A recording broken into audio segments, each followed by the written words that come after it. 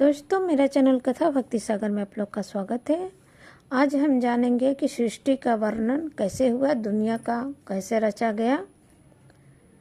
नारद जी के पूछने पर ब्रह्मा जी बोले, मुने, हमें पूर्वोक्त आदेश देकर जब महादेव जी अंतर्ध्यान हो गए, तब मैं उनकी आज्ञा का पालन करने के लिए ध्यान मग्न हो कर्तव्य का विचार करने लगा।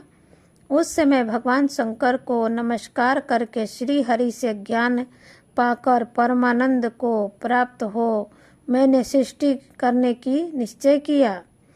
तात भगवान विष्णु भी वहाँ सदाशिव को प्रणाम करके मुझे आवश्यक उपदेश दे तत्काल अदृश्य हो गए थे।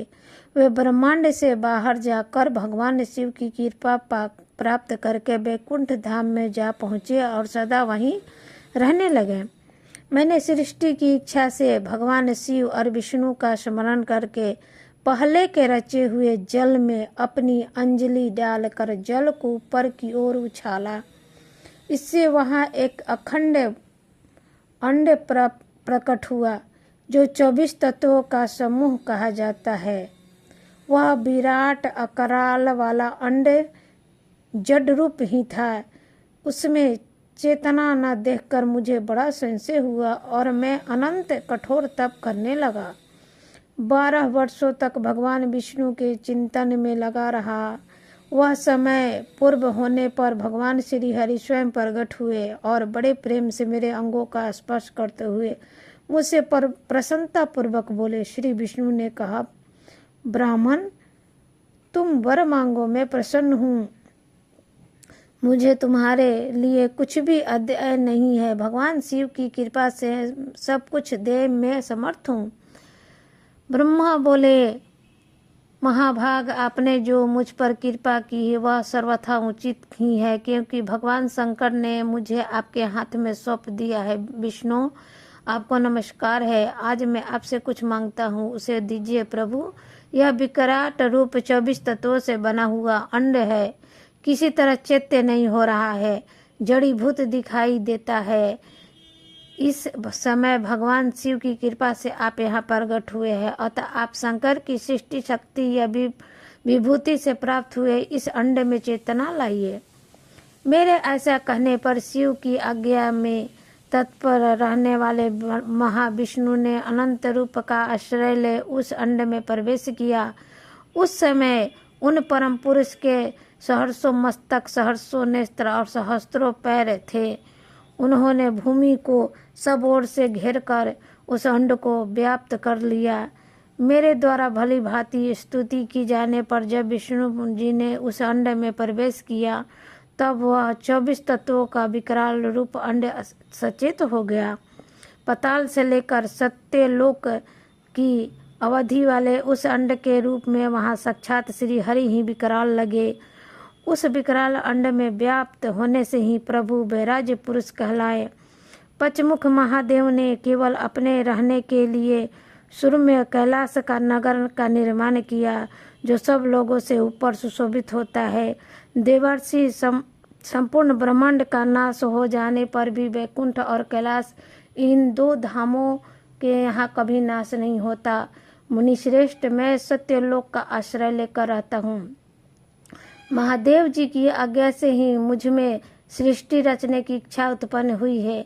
बेटा, जब मैं सृष्टि की इच्छा से चिंतन करने लगा, उस समय पहले मुझ में अनजाने में ही पापपूर्ण तामोगुनी सृष्टि का प्रादुर्भाव हुआ, जिसे अभिचा पंचक कहते हैं।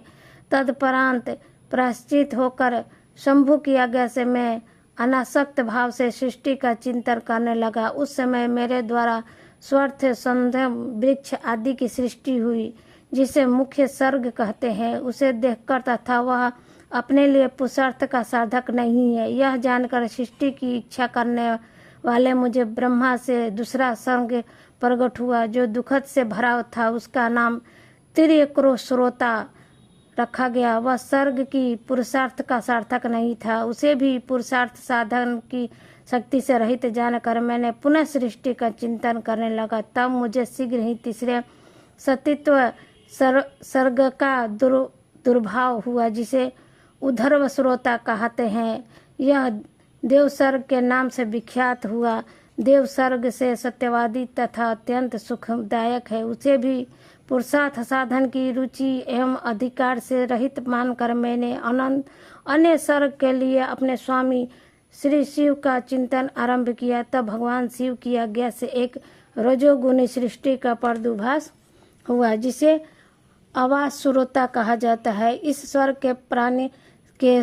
के प्राणी मनुष्य है, जो पुरुषार्थ साधन के उच्च अधिकारी है। तदपरांत महादेव की आज्ञा से फूल आदि की सृष्टि हुई।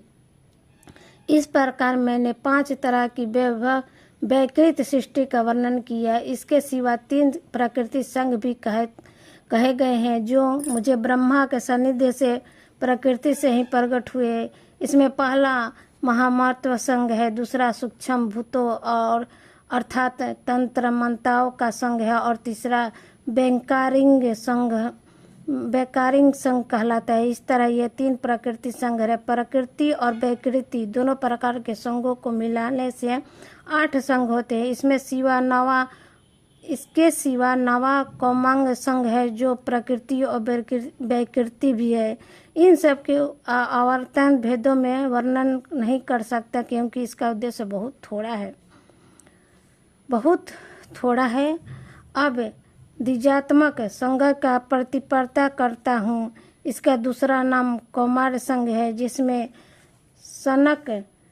सनक संदन आदि कुमारों की महत्वपूर्ण सृष्टि है। सनक आदि मेरे 4 मानस पुत्र हैं, जो मुझे ब्रह्मा के समान है। वे महान वैराग्य से संपन्न तथा उत्तम व्रत का पालन करने वाले हुए। उनका मन सदा भगवान शिव के चिंतन में ही लगा रहता है।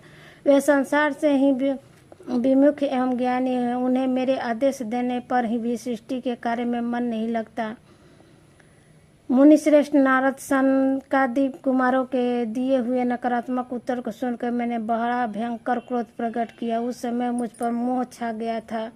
उस अवसर पर मैंने मन ही मन भगवान विष्णु का स्मरण किया। वे शीघ्र ही आ गए और उन्हें समझाते हुए मुझसे कहा, तुम भगवान शिव की प्रसन्नता के लिए तपस्या करो। मुनिश्रेष्ठ श्री हरि ने जब मुझे ऐसी शिक्षा दी, तब मैं महाघोर एवं उत्कृष्ट तप करने लगा। सृष्टि के लिए तपस्या करते हुए मेरे दोनों भवें और नासिका के मध्य भाग से, जो अपना ही अभिमुक्त नामक स्थान है, महेश्वरी की 3 मूर्तियां में से अनत्यम सूर्याम सर्वेश्वरी एवं दया सागर भगवान शिव अर्धनारी स्वरूप में प्रकट हुए, जो जन्म से रहित तेज की राशि स्वर्ग तथा सर्वश्रेष्ठा है।